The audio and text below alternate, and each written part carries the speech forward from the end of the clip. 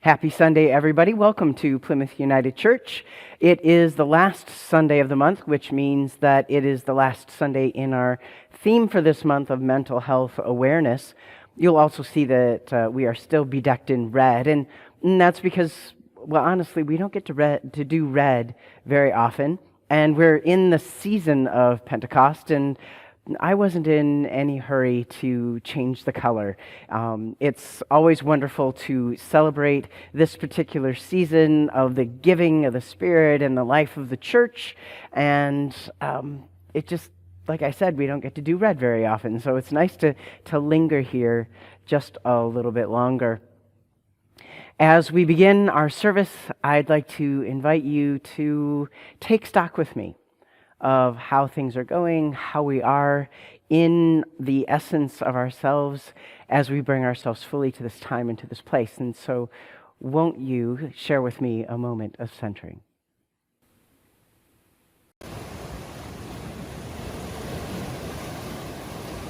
One of the things that we consider during mental health awareness is how are we as a whole person?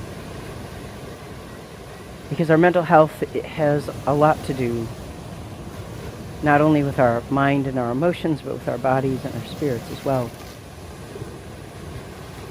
And your overall health is important to your friends and your family, to God. The ministry of Jesus had a lot to do with helping people with their overall health and their overall understanding of themselves as a child of God and as a valued community member. So as you take stock today of how you're doing, this is in a sense a very holy and sacred act of your mental health, of your overall health as a created being out of love. So when you consider your body and how your body is feeling, Know that it affects how you think, how you feel, and how your spirit is doing. From the smallest problem with your body to the largest, from the smallest elation in your body to the largest. It all mixes together. And we're never ever just one thing. So can you sit with the truth of how your body is doing in all of its complexity? With how you're doing intellectually, what you're thinking about, and how you feel about how your body is doing, or about what you're thinking, or just how you feel in general, with what's going on in the world, with what's going on in your family and among your friends, and how all of this also works with your spiritual essence, which is a part of that overall health. Loving God with all of our heart, soul, mind, and strength, which is one of the two great commandments Jesus points out, is about being in tune with holy love, being in tune with our divine beloved, so that we can participate in this created nature that we have with the Creator. Not entirely apart from, but not micromanaged by either. Loving God with all of ourselves, with all of who we are, and then learning to love others as we love ourselves, with the assumption that we take time to love ourselves as we are loving God. Breathe in. Find where you are. Exhale. Know that you are deeply loved by the divine, and that you are intrinsically linked with all of creation, and that we are intrinsically linked with each other, whether it's across the miles or we're just moments away from each other. Take stock of the ups and downs in your week and how it's affected you on these four aspects. And find some of the bright spots to be the foundation. Some of the times when your body felt strongest. Some of the times when your mind felt at its most sharp. Some of the times when your emotions were the brightest, the best that you can imagine. And some of the times when you felt spiritually connected. Weave all those moments together as the foundation of your being, so that the other times, when things are broken or cracked or bruised or wounded, you have something solid to rest upon. And as we allow those bright spots, those strong times, those most centered times to be our foundation, let's remember that we are co-creating this sacred moment one with another as we bring ourselves fully to this time, to this place. And now I invite you to join us as we sing together.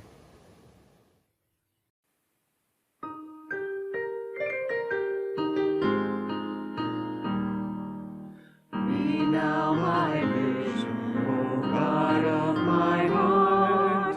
Nothing surpasses the love you impart. You, my best Lord, my day or my night. Waking or sleeping, your presence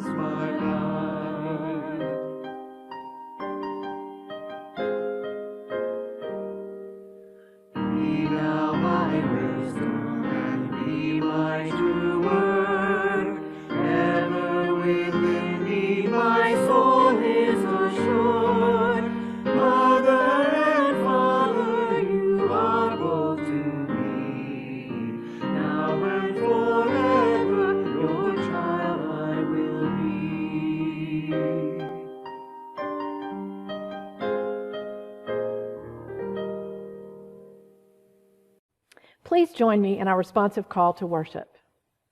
Whoever you are, Wherever you are on life's journey, you are welcome here.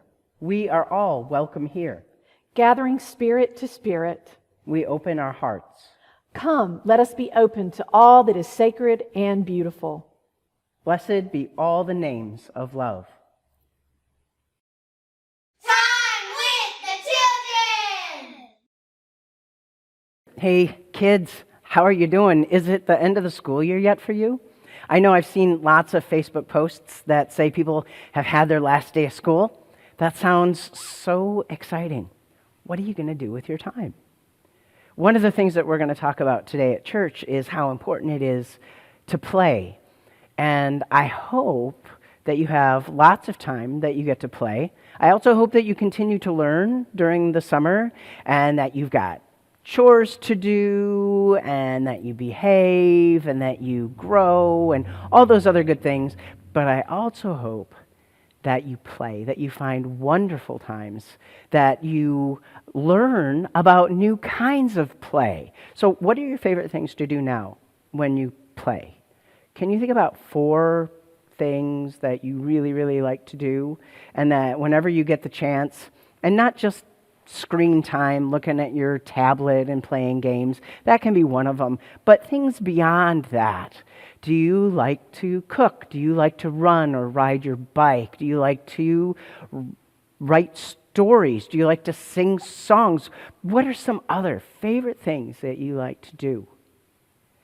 And what are some things that you've said to yourself, boy, I've always wanted to learn how to do something or try this activity and see if it would be fun, see if I would be any good at it, see if, and the list could go on. What are those things?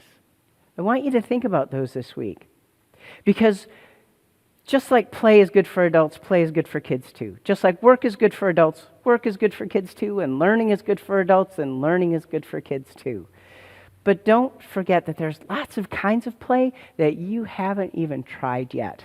And I hope that you experiment in very, very safe ways and with adult supervision, that you experiment with lots of fun things to do that maybe you've never tried before, and that when you go to school next year, you'll have lots of fun stories that you can share with your teachers and with your friends. So this is a holy and a sacred thing that God has given us to do, to have a playful nature and to be creative. That's one of the things that God is we call God creator, because we believe God created everything, everybody, all the things. Hey, will you join your hearts in prayer with mine? Oh God, we thank you that you have given us play as a gift, just like you've given us work and just like you've given us learning.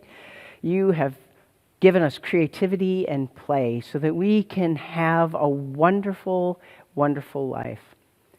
Help us to imagine new things to do and to grow up to be more imaginative than we ever thought we could be, and help us to find you in all those places of creativity and play.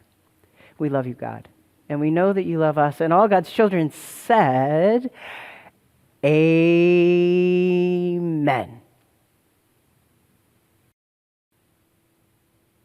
Our biblical witness this morning is from the Gospel of Mark, chapter 6, 30 through 46.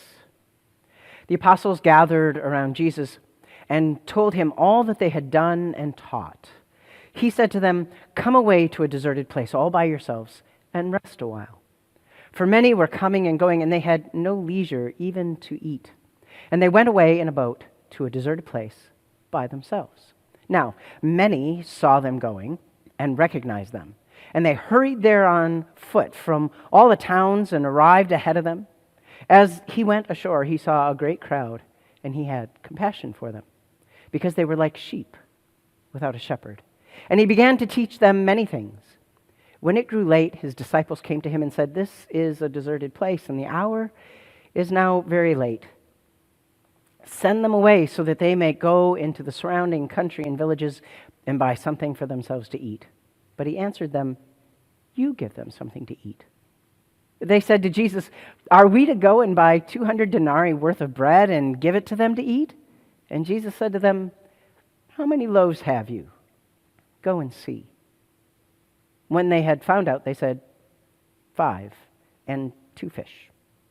Then Jesus ordered them to get all the people to sit down in groups on the green grass. So they sat down in groups of hundreds and of 50s.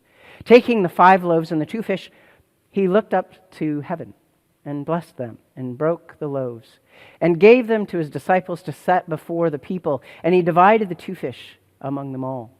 And all ate and were filled. And they took up 12 baskets full of broken pieces and of fish. Those who had eaten the loaves numbered 5,000. Immediately, Jesus made his disciples get into the boat and go on ahead to the other side, to Bethsaida, while he dismissed the crowd. After saying farewell to them, Jesus went up to the mountain to pray. Today's contemporary witness is an excerpt by Dr. Stuart Brown from his book, Play: How It Shapes the Brain, Opens the Imagination, and Invigorates the Soul. I have found that remembering what play is all about and making it a part of our daily lives are probably the most important factors in being a fulfilled human being. The ability to play is critical not only to being happy, but also to sustaining social relationship and being a creative, innovative person. If that seems to be a big claim, consider what the world would be like without play. Such a world would be a pretty grim place to live. The skeptics among the audiences I talk to will say, well, duh, of course you will be happy if you play all the time. But for those of us who aren't rich or retired or both, there simply is no time for play. Or they might say that if they truly gave in to the desire to experience the joy of free play, they would never get anything done. This is not the case. We don't need to play all the time to be fulfilled. The truth is that in most cases, play is a catalyst. The beneficial effects of getting just a little true play can spread through our lives, actually making us more productive and happier in everything we do. I recently read something that said we too often tell a person they need self-care without offering them community care or community support. That got me thinking that it's so true. Advice like take care of yourself or reduce stress, that kind of advice is useless. Community care and community support offer opportunities for someone to take care or to reduce their stress. This can be done by such things as offering to have a chat or offering to babysit. There are lots of ways to offer opportunities for someone to take some time away. But it can't just be the same person doing that for everybody. Together, we support each other. In our gospel reading today, we see Jesus talking to people who the writer is calling the apostles. These are the 12 people that Jesus sent out to area villages in order to broaden his work and ministry. When they returned, Jesus told them to rest. He took the burden of work off of them so that they could rejuvenate. This is something that employers and leaders need to do regularly for staff, volunteers, and others who rely on them. As I understand the story, while they rested, a crowd began to gather. Jesus was sailing with his friends to what is described as a deserted place. Was it a gulf? A bay? A cape? We don't know, but folks followed them. A multitude of people. While the apostles rested, Jesus taught and ministered. The story continues saying, when it grew late, his disciples came to him and said, "This is a deserted place, and the hour is now very late. Send them away so that they may go into the surrounding country and villages and buy something for themselves to eat." And the disciples are saying this to Jesus. I'm going to assume that the apostles were part of the disciples, but maybe they were different people altogether, and maybe they were still resting. Whatever the case, Jesus responds to them that they should contribute to the care of the multitude. He gives them instructions on what to do. The people eat and rest after their long day. After this, it's Jesus' turn to rest. Apparently, there is a mountain in this deserted place by the sea. He retreats there while the multitudes go to their homes, and his disciples leave by boat. 3 instances of rest and rejuvenation in this one story, all of them being taught by Jesus either through instruction or by example. Did you know that God wants you to rest? That rest is not only good for you, but it's also holy and sacred. Isn't that good news? Our other reading this morning by Dr. Stuart Brown takes it a step further. Not only do we need to rest, but we need to play as well. It might sound frivolous, but play is a need that is wired into our brains. Do you remember the adage that all work and no play makes a person dull? When I think about being dull, I don't just think about how other people perceive us. Consider a knife. When it's dull, it just doesn't work well. Without some kind of play in our lives, we lose our edge. We lose our sharpness. I also believe that without rest and play, our spirituality suffers. In general, we become lackluster, uninspired. We don't vibrate with the same vitality physically, emotionally, intellectually, spiritually. All these aspects of ourselves need rest and play. That's all well and good, but who can find the time? Dr. Stuart Brown would say that we must find the time. Without creating that time, we might work harder and longer, but we get less done and with less quality. Jesus would also say that we must find the time. Not just Jesus, but all the way back to God's commandments to the people. It was required to have a day of rest, not a day of errands and cleaning, not a day for catching up on the to-do list, but a day of rest. In the law, there were certain rules associated with that rest. The Sabbath and how to keep it became the focus of attention, which ended up in another kind of work altogether. When Jesus was criticized about some activities that he and his friends were doing on the day of the Sabbath, he replied, the Sabbath was meant for humankind, and not humankind for the Sabbath. In other words, how you rest is up to you. What you consider play is up to you. Just don't fool yourself into thinking that what you feel guilty about not doing is actually something that you are doing for fun and to relax. I'm well acquainted with the notion that I can rest and relax and have fun once I get this done and that done. The truth is, there is always something else to do. There's always something else to get done. If the science is true, the longer and harder you work without play, the longer and harder you'll have to work to get less and less done. Rest and play is holy and sacred. Love yourself. Carve time out to rejuvenate. Help each other find time to rest and play. Holy love is in that space as much as everywhere else. And with that, I leave you peace.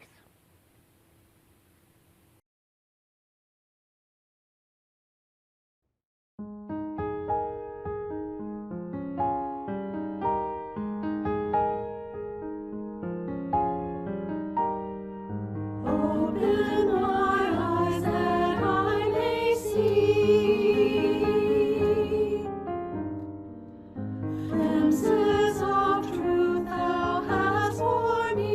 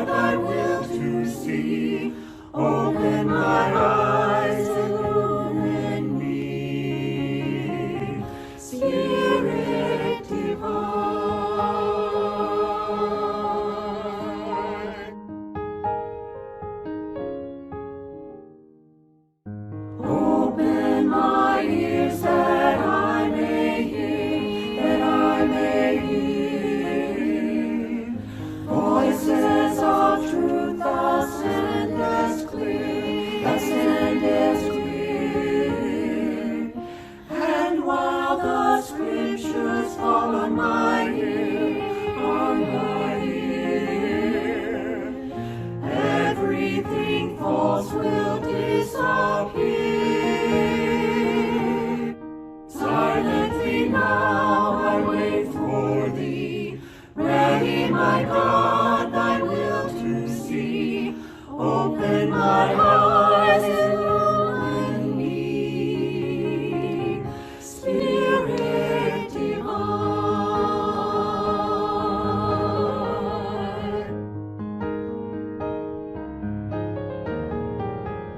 Open my mouth and let me bear. Open my mouth and let me bear. Let me know more truth everywhere. Truth everywhere. Open my heart and let me Prepare, Lord. love with thy children lost to share. Silently now I wait for thee, ready, my God, thy will to see.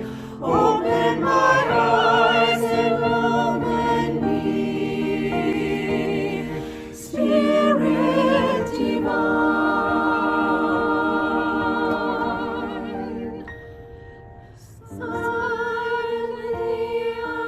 Silently I wait for thee, Spirit divine.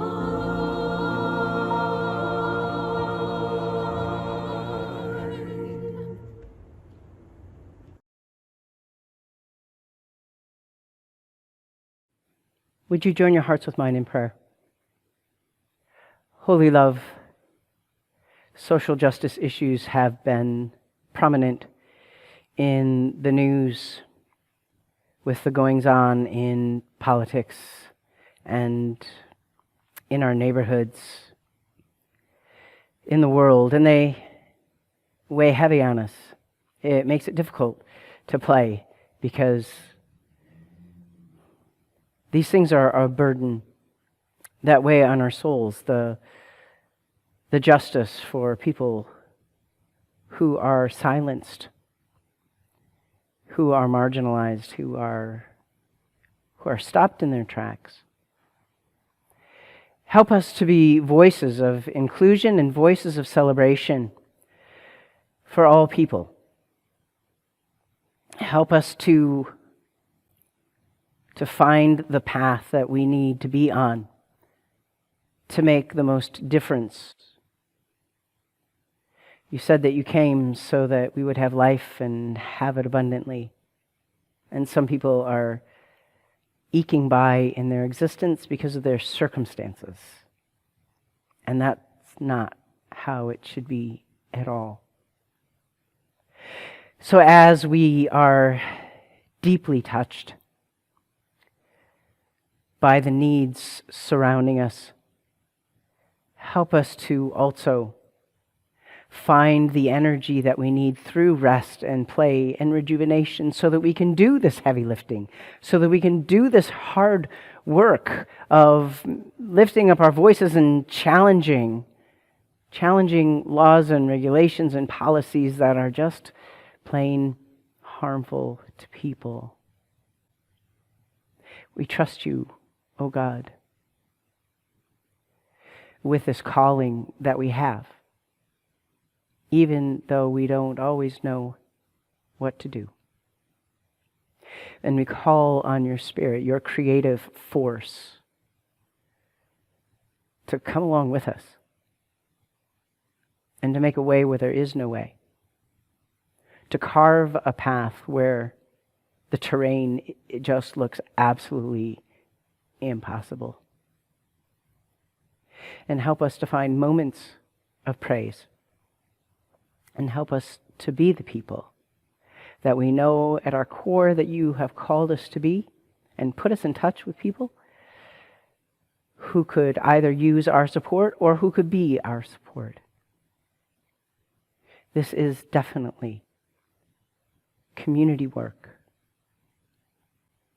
that is to be done with our arms linked and our hearts linked as well. And because we are doing the good work of life abundantly together, let us lift up our voices in these words of prayer. God of the journey, we accept your invitation to walk with you and with each other. When we are feeble, help us reach out to your strong arm. When we are in trouble, help us call on your grace without guilt. Increase our faith when our destination seems distant and our hearts are heavy. Remind us that our doubts are evidence of thinking and feeling deeply. Draw us close as a family of faith. Where there is discord, help us mend. Give us ears to hear each other and hearts to love beyond our fears. We long to know your sacred presence more fully each day and share it with each other. We yield to Spirit. Show us how to live more honestly and to see the needs around us so we can make a difference. Our hearts are grateful and sing praises for the beauty, wonder, and mystery of love. Good morning, everyone. During this time when we are not gathering in person, we have created several opportunities for gathering together on Zoom. Sunday mornings at 10 before the service begins, we meet for a time of fellowship. On Wednesday evenings at 6:30, we have our study group. And on Friday evenings at 7, Judy Walden hosts our small group discussion related to the current reflection topic. You can find the link to these in our Thursday's Thoughts newsletter or on our Facebook page. Today will be our last outdoor service for the season. Weather permitting, we will gather to celebrate Pentecost, and we will be having a couple of baptisms. If you are available, we would love to celebrate this with you as we gather around the tree in our prayer garden out back. The crews have begun to put up our building back together. Most of the walls and ceilings are patched up. Soon it will be time to paint.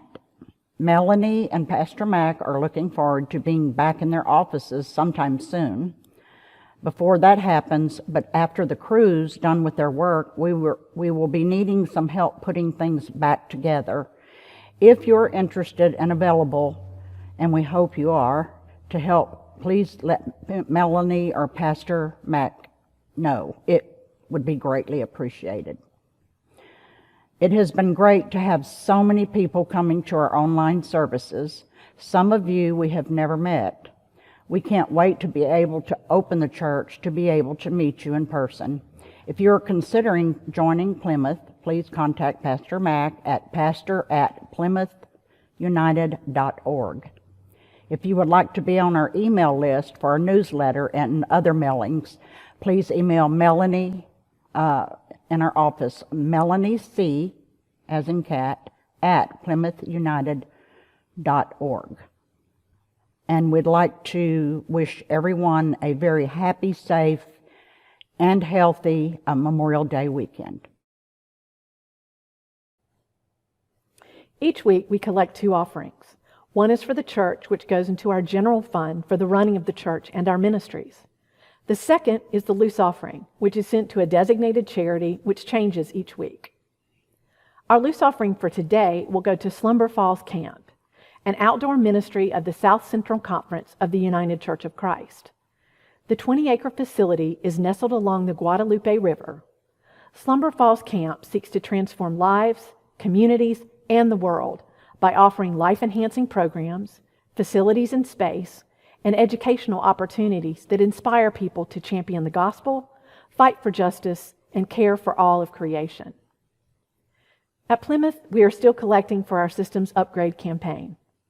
If you're interested in giving to this campaign, you can do so in any of the ways that you give to Plymouth. While the amount we need is substantial, if you have a small amount you can give at regular intervals, that will help. If you would like to give to our general fund, or to the loose offering, or to the systems upgrade campaign, or all of them, you can use bill pay from your bank, send us a check, or use push pay according to the directions on your screen. As always, thank you for supporting Plymouth and the ministries of the loose offering.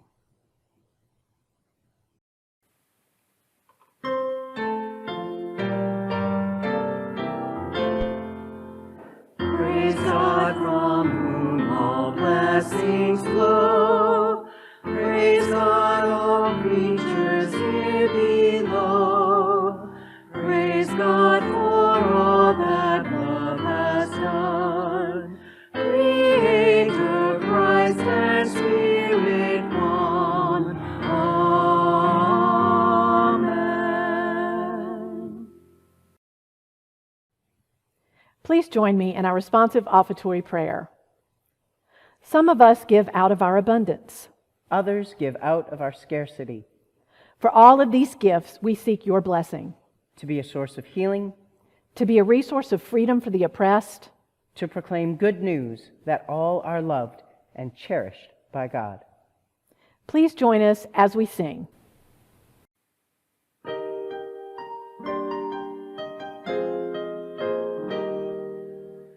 Riches I need not, nor life's empty praise. You my inheritance now and always. You and you only are first in my heart. Great God, my treasure, may we never part.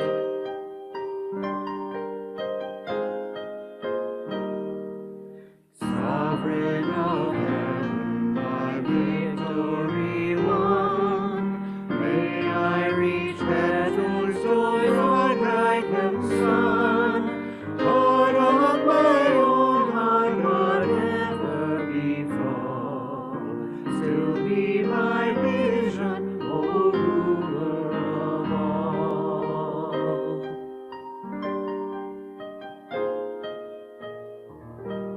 And now, my friends, it is time to go from this moment to whatever it is that you have next.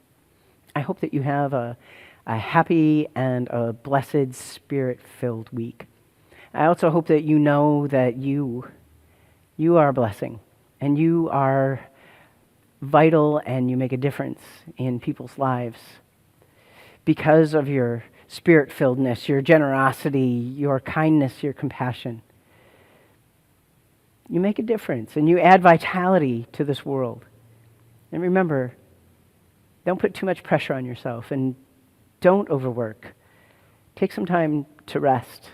Sometimes you need to be that knife that is just put down and sitting in a drawer. But sometimes to be sharpened, you need to play. You need to have that new edge put on you that only play can provide. So don't forget that you need both. Sometimes you just need to sit down, but sometimes you need to get out there and use every aspect of your being in a joyful and a playful manner so that when you do go back to work, you have that energy. You have that hope. Because we do have this calling of an abundant life and to do it in community. So go forth knowing that you do make a difference, that you are a wonderful human being and a wonderful child of God. Go forth in that, in peace, and as peacemakers.